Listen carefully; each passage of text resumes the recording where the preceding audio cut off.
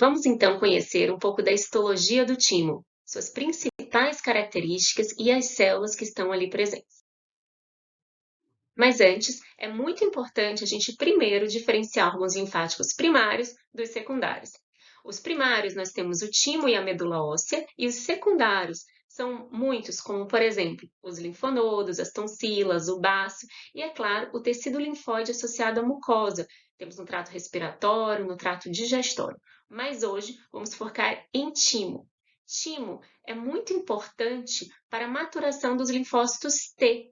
Nesse local, eles amadurecem e passam por todo um processo de seleção química para que possam reconhecer antígenos estranhos e possam nos defender, consequentemente, mas também ele tem que reconhecer o próprio como próprio para não causar doenças autoimunes.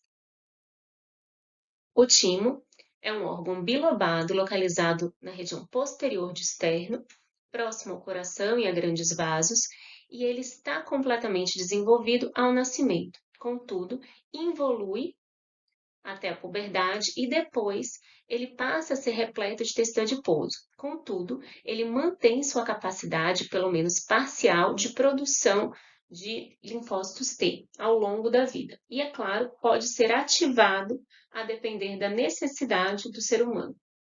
É um órgão que externamente possui uma cápsula de tecido conjuntivo que emite trabéculas para dentro desse órgão. Então, a gente tem uma cápsula que emite trabéculas para dentro desse órgão. Trabéculas essas de tecido conjuntivo, mas claro, que contém também vasos sanguíneos, dentre outros constituintes, linfáticos, etc.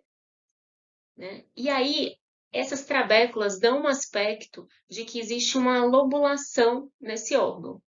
Então, são vários lóbulos separados. No entanto, é possível perceber aqui a medula, que é a região mais clara, e o córtex, que é a região mais escura, mas, embora a depender do corte pareça que esses lóbulos são isolados, na verdade, a porção medular, ela se conecta em todos os lóbulos. Então, existe uma conexão dessa medula e desse córtex. A depender do corte, isso não fica evidente.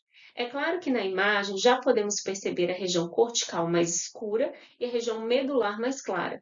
Isso se deve ao fato de que na região cortical existe uma maior quantidade de timócitos, que são as células que estão em processo de desenvolvimento. Cerca de 90% a 95% das células estão ali.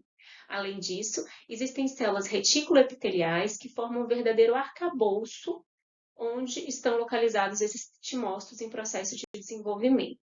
Existem cerca de 6 tipos dessas células ali.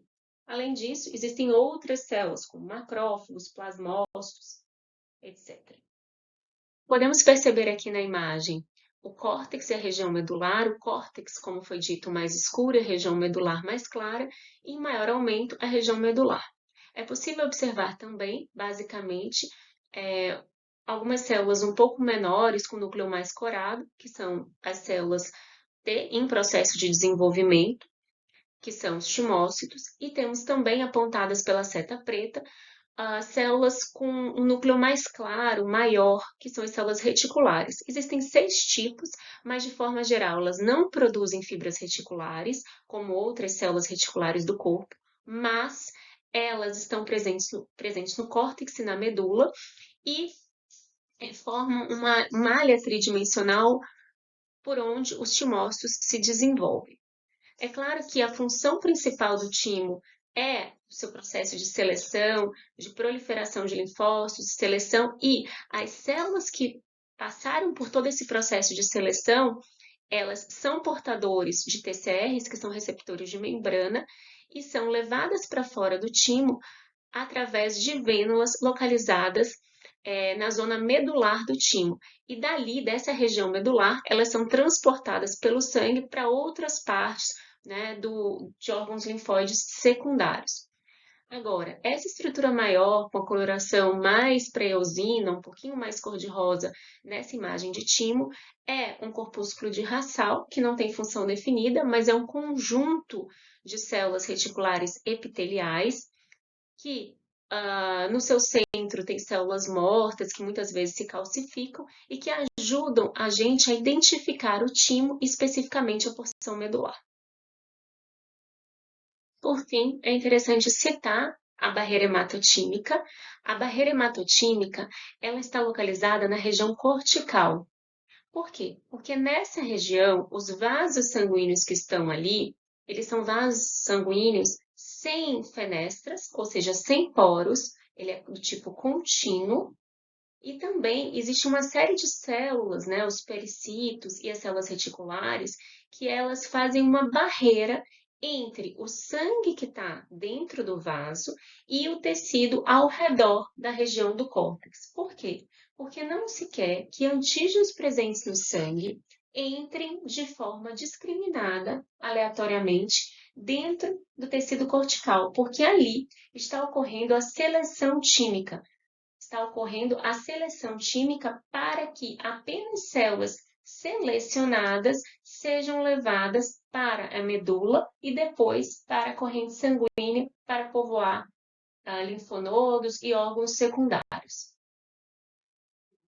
Esse foi um resumo, então, geral de timo. Bons estudos para todos.